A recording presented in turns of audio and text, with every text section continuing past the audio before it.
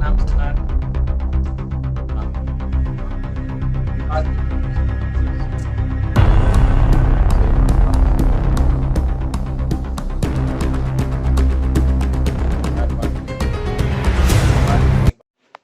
Role. नमस्कार, मैं रुपेश त्रिवेदी। आप देख रहे हैं इस वक्त चैनल 18 भारत। हमारे बीच इस वक्त पंजाब एंड हरियाणा हाईकोर्ट के पूर्व चेयरमैन एडवोकेट रणधीर सिंह बदियान जी हैं। इनका एक बड़ा ही प्रोमिनेंट एनजीओ है जनशक्ति मंच।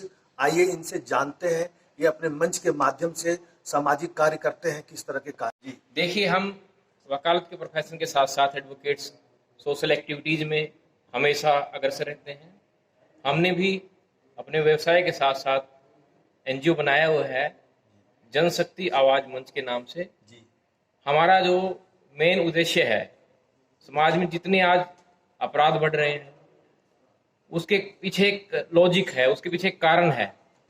अपराध बढ़ने का सबसे बड़ा कारण जो आज हमने घूम फिर के समाज में रिसर्च किया है वो है बेरोजगारी।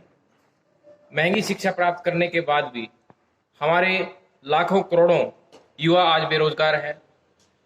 बेरोजगारी की वजह से, आमदन ना होने की वजह से काफ़ी सारे युवा अपराध जगत की तरफ बढ़ रहे हैं।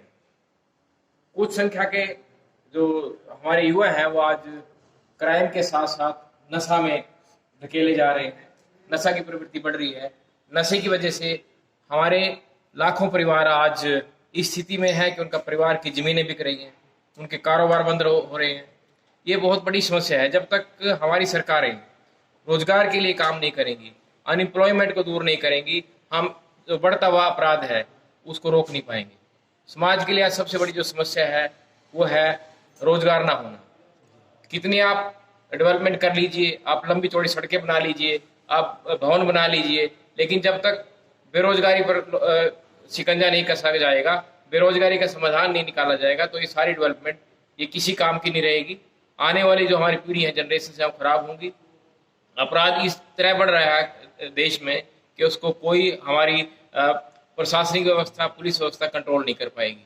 इसकी वजह से ही एक राजनीतिक सोच भी लोगों में पैदा नहीं हो पा रही है। बेरोजगारी की वजह से हमारे जो फर्टाइल माइंड है, हमारे जो युवा हैं, जिनकी शक्ति है, जो सामर्थ्य है, वो सारे नशा की तरफ जा रहे हैं। हमने आज एक बीड़ा उठाया है, एक ओपिनियन तैयार करने का, एक जनमत तैयार करने का कि सरकारें सबसे पहला जो प्राथमिक कदम उठाएं वो रोजगार के लिए उठाएं। रोजगार यदि सरकारी संस्थानों में नहीं दिया जा सकता तो इंडस्ट्रियलाइजेशन की जरूरत है। हमारे देश में एक्सपोर्ट इंपोर्ट का जो बैलेंस है बिल्कुल ख़राब है। हम छोटा मोटा सामान भी विदेशों से इंपोर्ट करते हैं। हमारी अर्थव्यवस्था भी इतनी मजबूत नहीं है। जब तक इंडस्ट्रियलाइजेशन नहीं होगा, जब तक यहाँ उद्योग धंधे स्थापित नहीं होंगे, हमारे जो करोड़ों बेरोजगार हैं वो और उनकी एनर्जी गलत दिशा में जाएगी, अपराध बढ़ेगा।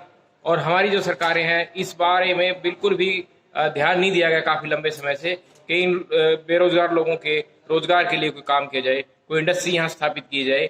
हमारे देश में बहुत बड़ी मार्केट है, पूरा विश्व हिंदुस्तान की जो मार्केट है उसको देखकर चलता है। हमारे जो इंटरनेशनल रिलेशंस हैं वो सिर्फ इस वजह से निर्धारित होते हैं कि इंडिया सबसे बड़ी मार्केट है।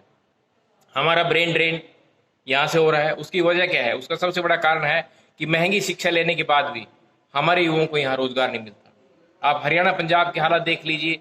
आज पंजाब का युवा कनाडा, अमेरिका और इंग्लैंड की तरफ क्यों जा रहा है?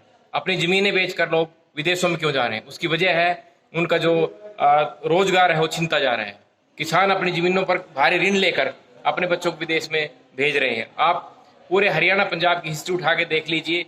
किसानों की अधिकतर ज़मीनें आज बैंकों पर मॉर्टगेज हैं, बैंकों को लोन है और वो पैसा अपने बच्चों के शिक्षा में खर्च किया गया या अपने बच्चों को विदेश भेजने में खर्च किया गया। आज किसानों की माली हालत खराब होने की सबसे बड़ी वजह यही है कि किसान अपने बच्चों को शिक्षा देना चाहता था।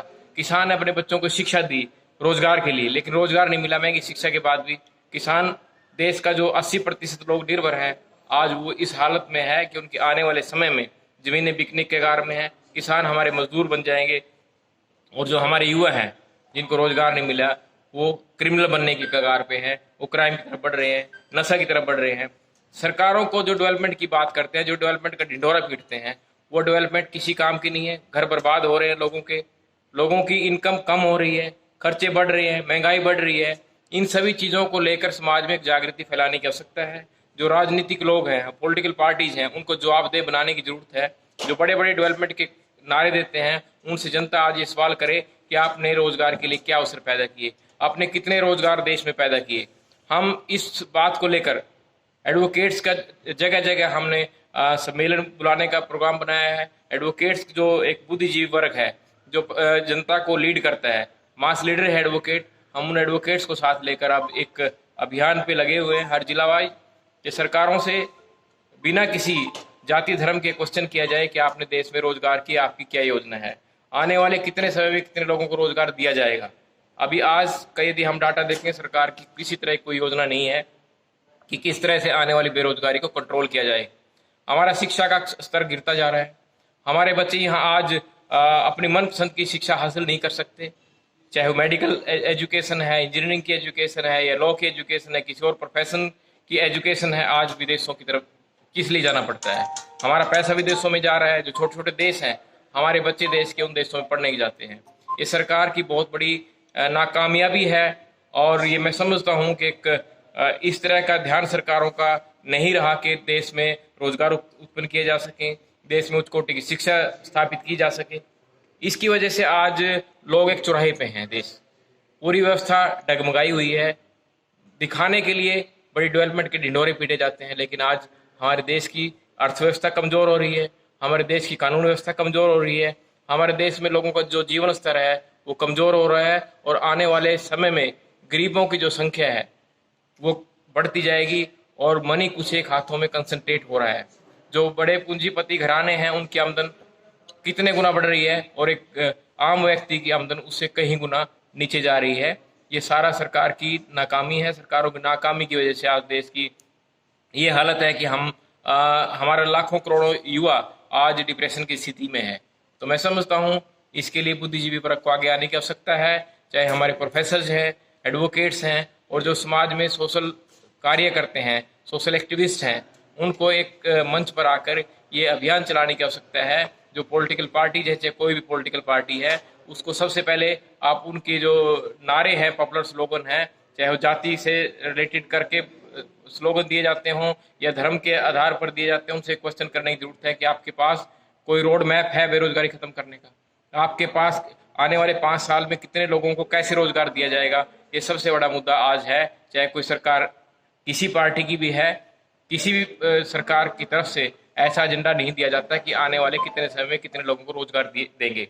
यदि सरकार के पास रोजगार देने का कोई रोड मैप नहीं है तो निकम्मापन है और ऐसी सरकारों को सत्ता में बने रहने का कोई हक नहीं है जो युवाओं को रोजगार नहीं दे सकते। जब तक रोजगार नहीं होगा, देश की किसी तरह की कोई डेवलपमेंट नहीं हो सकती।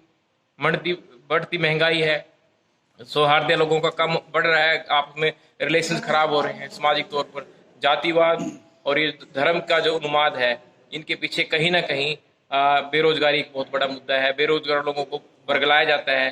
बेरोजगारी की वजह से ही देश में आज क्राइम बढ़ रहा है, मार्केट में हर चीज मिलावटी है। आप इन सभी चीजों को कोरिलेट कर सकते हैं और इसके गर्त में जाकर यदि देखा जाए, इसी गहराई में यदि देखा जाए तो एक बेरोजगारी बहुत बड़ा मुद्दा है देश के सामने। सभी जो दूसरे मुद्दे हैं वो कोरिलेटेड है बेरोजगारी से। रणधीर जी, आप समाज सेवी हैं, इसके अलावे अगर हम कहें तो आप पेशे से अधिवक्ता भी हैं। आप इस मंच के माध्यम से, हम अगर बात करें अदालती मामले भी, आपने बताया कि इस तरह से भ्रष्टाचार अपराध बढ़ता है तो बट नेचुरल है कि अदालती मामले भी बढ़ते हैं। अदालती मामलों की अगर बात करेंगे, जब लोग अदालत में पहुंचते हैं तो लोगों का मानना होता है कि वहाँ पे मनमानी फीस भी वसूले जाते हैं। इसके साथ साथ आप मंच के माध्यम से जो प्रमुख कार्य करते हैं, इन 2 चीजों पर आप प्रकाश डालें। देखिए, इस बात में कोई शक नहीं है कि न्यायालयों में, कोर्ट्स में जो डिसीजन है उनमें देरी होती है। देरी होने की वजह से आम पब्लिक को सफर करना ही पड़ता है। साथ में विधि व्यवसाय से जुड़े हुए जो लोग हैं उनका प्रोफेशन भी इसमें कहीं ना कहीं प्रभावित होता है। एक केस 10 साल चलता है, 15 साल चलता है। एडवोकेट्स की जो फीस है, मैं समझता हूँ इतने लंबे समय के लिए लोगों में भ्रम पैदा होता है कि एडवोकेट्स की फीस बहुत ज़्यादा है। मेरे हिसाब से वो सिर्फ डिले की वजह से है। यदि केसेज का शीघ्र फैसला होगा तो कम फीस में भी एडवोकेट्स उनको बेहतर लीगल सर्विसेज दे सकते हैं। समय पर जजेस की अपॉइंटमेंट ना होना, लाखों केसेज कई साल तक कोर्ट्स में पेंडिंग रहते हैं, उसकी वजह है कि समय पर जजेस की अपॉइंटमेंट नहीं होती, इंफ्रास्ट्रक्चर कई बार कोर्ट्स में नहीं होता, तो सारा जुडिशल जो सिस्टम है वो इफेक्टेड है। इसमें काफ़ी ज़्यादा सुधार की आवश्यकता है, जिसके लिए हम समय समय पर अपनी आवाज़ उठाते रहते हैं। और जब तक समय पर पर्याप्त जजेस की अपॉइंटमेंट नहीं होगी तो ये पब्लिक भी सफ़र करेगी और विधि व्यवसाय के लोग भी सफ़र करेंगे। मंच का जो प्रमुख कार्य है आपके जो समाज सेवी संस्था है, उसमें प्रमुख कार्य में आप कौन कौन से ऐसे कार्य हैं और पिछले कितने वर्षों से उस पर प्रकाश डाला है? देखिए, हम इंडिविजुअल स्तर पर यदि देखा जाए तो पिछले 20-25 साल से हम इस तरह के कार्य कर रहे हैं लगातार। चाहे वो नशे का काम है, नशे के विरोध में हम बोलते रहे हैं, और समाज में जो बेरोजगारी है इसके लिए भी हम लगातार, हमारा पिछला इतिहास है कि हम उस मुद्दों को उठाते रहे, हाईलाइट करते रहे, पब्लिक ओपिनियन तैयार करते रहे। लेकिन अब पानी सिर से गुजर गया है, लोगों में बेरोजगारी की वजह से उत्साह कम हुआ है, और आज प्रायोरिटी पे हम यही कहेंगे कि बेरोजगारी को लेकर ही एक अभियान चलाया है। इसके साथ साथ जो नशा है, हमारी नशे से घर परिवार उजड़ रहे हैं। हरियाणा पंजाब में खास तौर पर नशे की प्रवृत्ति लगातार बढ़ रही है। हम इसके लिए लोगों को जागरूक भी कर रहे हैं, और साथ में हम सरकार से भी ये अपील करते हैं कि आप इसकी तरफ ध्यान दीजिए। जो हमारे पढ़े लिखे युवा हैं, जिन्होंने महंगे स्कूलों से शिक्षा हासिल की है, उनको आज 10-15 हज़ार रुपये की नौकरी भी नहीं मिलती। तो ये सारे मुद्दे लेकर हम चल रहे हैं। साथ में जो मिलावट है, खाने की सामान में मिलावट है, सरकारी दफ्तरों में करप्शन है, ये भी समाज के हर व्यक्ति को डे बाय डे प्रभावित कर रहे हैं। तो ये मुद्दे लेना हम अपना फर्ज समझते हैं। हम एडवोकेट्स जो है लीगल प्रोफेशन के साथ साथ समाज सेवा का एक काम भी करते हैं, और एक मास लीडर एडवोकेट्स को माना जाता है। तो आपके समाज सेवी संस्थान में सिर्फ एडवोकेट हैं या और भी समाज से जुड़े हुए लोग? नहीं, हम एडवोकेट्स तो हैं ही, साथ में जो भी सामाजिक कार्य करते हैं या चुने प्रतिनिधि हैं, उनको भी हम साथ लेकर चलते हैं। चाहे जिला परिषद के लोग हैं, चाहे पंचायत समिति के लोग हैं, या ग्राम पंचायत के मेंबर हैं, जो पब्लिक में एक्टिव लोग हैं, वो सारा हम उन सबसे अपील करते हैं और उनको हम साथ लेकर चलते हैं। धन्यवाद।